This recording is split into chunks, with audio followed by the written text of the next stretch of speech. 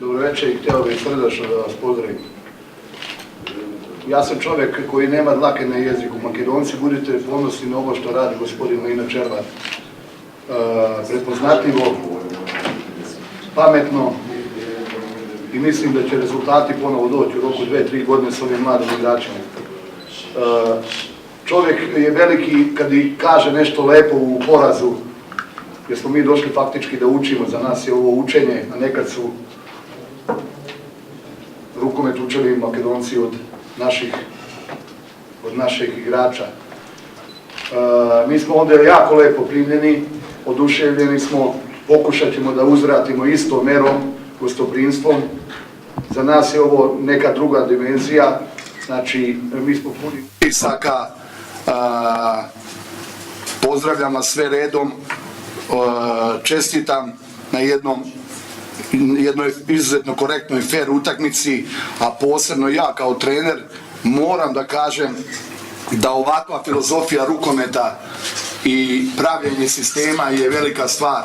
Vi imate tu sreću da je Metalurg taj, sada počinje i Vardar i jednostavno impresije su velike, mada mi nismo normalno zadovoljni, teško je u ovom trenutku nama da je razlika 12-13 golova, mogla je veća da bude i manja da bude, ali u svakom slučaju još jednom čestitke domaćinima na gostoprimstvu, izvanrednoj igri, izvanrednom ponašanju, a posebno strategiji gospodina koji ima mnoge medalje i budite ponosni sa time što radite.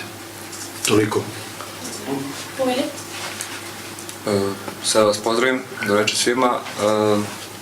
Što se same utakmice tiče, nema šta tu mnogo da se priča. Jednostavno, veliki broj tehničkih grešaka u napadu i dozvolili smo veliki broj lakih golova protivniku. Nam ostaje da tražimo bodove protiv ekipa koje su naše kvalitete i ranga. Već u sljedećem kolu nam dolazi borac iz Banja Luke i tu tražimo pobedu na domaćem terenu. Zahvalio bih se ekipi Metalurga na fair i korektnoj borbi i na fantastičnom prijemu i gostoprimstvu. Hvala. Dobro. Сега ќе бъде изјава господинот Лина Červar. Pa kao prvo, mnogo ste mi komplimenata dali. Sve po zasluzi. Ja bi se čestitao gostima iz Kragujevca na jednoj finoj i korektnoj igri. Mislim da je bila jedna atmosfera gdje zaista se moglo i uživati u ponašanju, što je za mene jako bitno, da se znaju ponašati.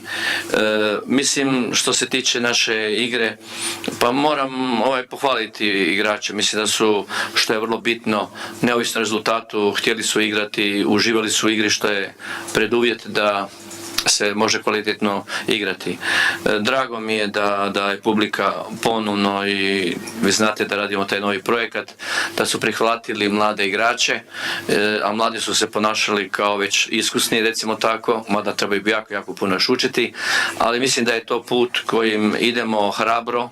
Nemojte misliti da će se stalno pobjeđivati, gubit će se, ali ako budemo razumjeli šta mi hoćemo, da hoćemo napraviti opet jedan Metalurg koji će u Europi moći promovirati rukometnu igru, a i samu državu, mislim da treba podržati, jer to su sve igrači koji će nastupiti jednako tako i za boje državne reprezentacije Makedonije.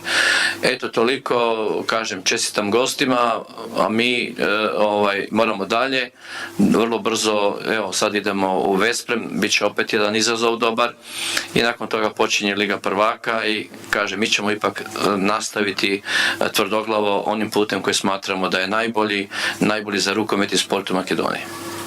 Eto, hvala lijepo. Благодарам, господин Červar. Манастав, повели. Добро вечер на сите. Мислам дека денеска едноставно го надигравме нашиот противник. Одбраната 5-1 функционираше безпрекорно. Успеавме да ги казниме сите нивни грешки и мислам дека на крајот заслужено победивме со оваа гол разлика. Следниот викенд не очекува Веспрем, со кој што ќе одиграме надпревар, еден вистински тест за оној прв надпревар што не очекува со Париз. Ќе видиме до каде сме, што сме и ќе продолжиме понатаму. Благодарам. Мугинец е повреден, дали имате некоја резервна варијанта за дуелите со Веспрем и Париз Сен-Жермен? može biti Đukić na desnom beku? Pa čujte, naravno da mi sve o tome razmišljamo, međutim postoji jedan igrač je premali broj. Koliko ja znam, 15 je više od 1. Znači, mi zajedno ćemo sigurno biti jači nego 1.